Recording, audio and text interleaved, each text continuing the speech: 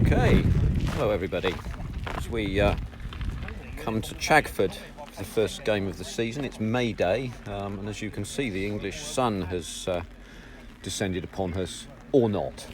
Here I am with the umbrella to protect various pieces of electronics against the ravages of the rain, and I'm going to do a walk round of the boundary for those of you, and there won't be many of them, that perhaps haven't seen Chagford before. I might give you a little potted history as I understand it as well, and we'll see what we go, how that goes.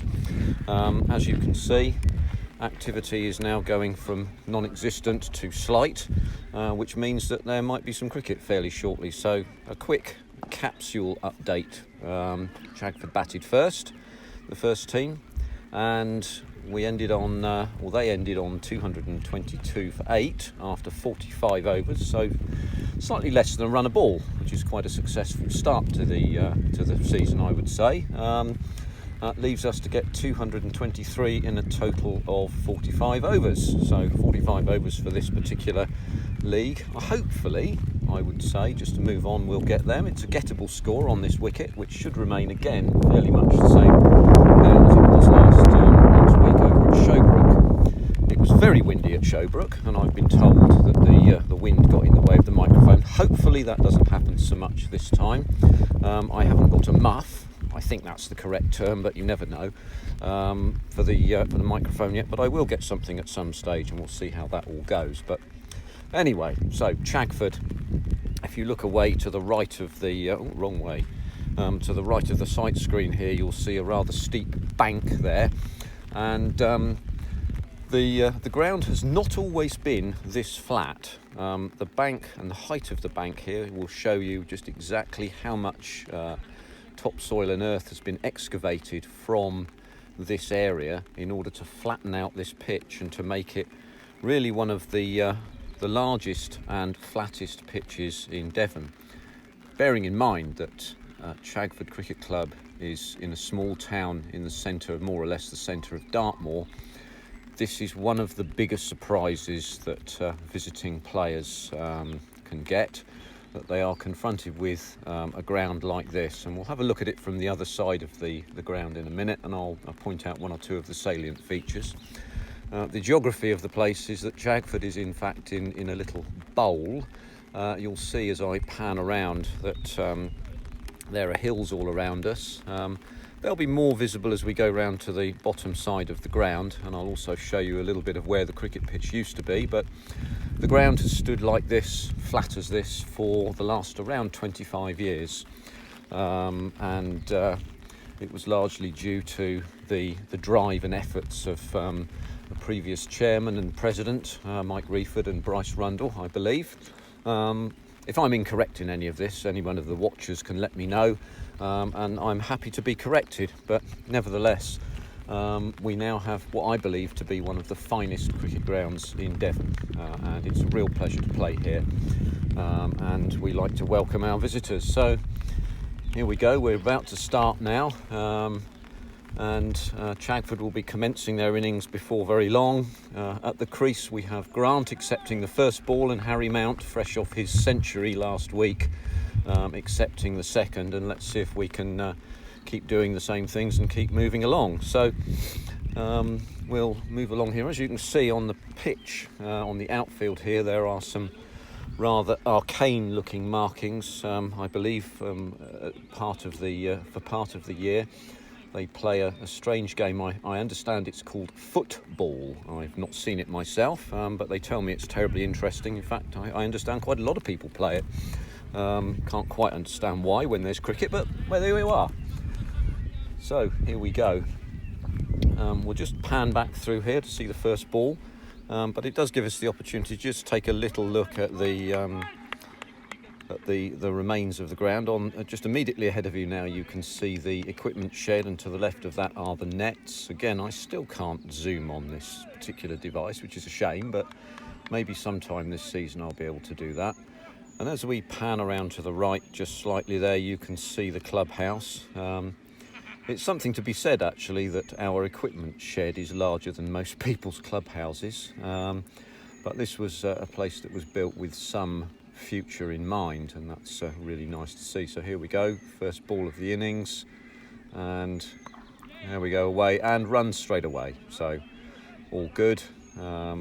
Glance down to fine leg by Grant, and he's off the mark straight away, so 1 for no wicket, and on we go. So straight ahead of us is the oak tree that does form part of the pitch here. The local rule for the oak tree is that if you hit the ball on the full, and you hit the tree on the full, then it's 4 runs. In order to score 6, you have to hit the ball clean over the tree, which, as you can see, is a bit of a strike. You've got to hit the ball pretty damn well to do that. So here we go. Harry just taking his first ball there. It's zipped through reasonably high, about slightly above waist height. And he still remains and takes his guard once again. So as we walk along here, we'll walk towards the cover there. Whilst I contrive other things to say, you'll see another one of those arcane structures to do with football. And I'll perhaps show you that, because maybe you might not have seen one of these things before. Here we go underneath the oak tree here. Not very many leaves on it, even for the 1st of May. It will leaf up as time goes by, hopefully, but it has been rather cold recently.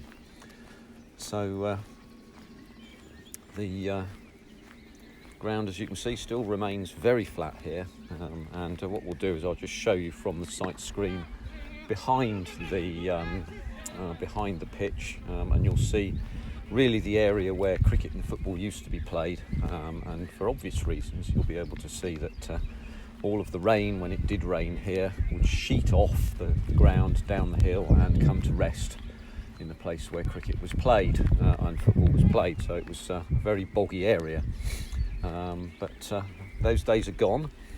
So when this whole area was levelled here, drainage was introduced onto the pitch as well, and consequently we have a position now where it can rain really quite heavily for several days before Saturday when cricket is played, and come Saturday, if it's dry, the ground will drain. If the weather is right, if it's sunny and maybe with a little bit of a breeze, the ground will probably dry well enough to play on, probably within around about 4 hours or so, and that can be from a place where it's pretty sodden, pretty wet. So it's an excellent facility, and our chairman currently, Chris Mount, is continuing to apply his efforts with his committee, who are doing a terrific job of building for the future in this ground. So now we're coming up, the second over is going to be bowled now, so I'm going to have to wait here a little bit, because I can't really walk behind the bowler's arm. In fact, if I go quickly now, we might be able to just get by, and I'll creep behind the sight screen and then just turn around the camera. There we go, got past that, avoided the embarrassment of being behind a bowler's arm. And as you can see, the ground slips away just beneath us here and drops probably about another 14 or 15 feet in height as it goes down towards the gate and the fencing there. And as we pan round and we look again back towards the ground and then up the field here, if you look to that central part of the picture now, you can see one of the peaks. These peaks are quite important, and I'll pan round to the other one because a tradition happens here at Chagford every year. So I'll pan round to the other one just quickly. You can see that there now. It's just to the right of the sight screen. There is a challenge called the Two Peaks Challenge, and certain individuals who, I don't know, they're a bit touched, I think, decide that it might be a good idea to run up and down these two peaks early in the year when perhaps it's still a bit cold. And this means wending a rather unsteady path through the bracken and the heather there.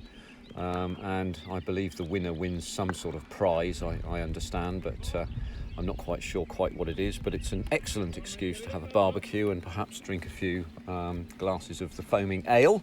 That is, again, when we're allowed. So we come towards now the clubhouse. It's set in the corner of the ground here, and arrayed over 3 stories. I'm sounding like a estate agent here, but I'll try not to so much. There was a snooker table at the top in the balcony windows there. There's a snooker room, and so we've got a large area with a bar. There's a dining area, and then there's a seating area for people to sit. And the basement's where the changing rooms are kept. And there we are. So as you can see, Chagford Cricket Club, for the benefit of those who have not been here before.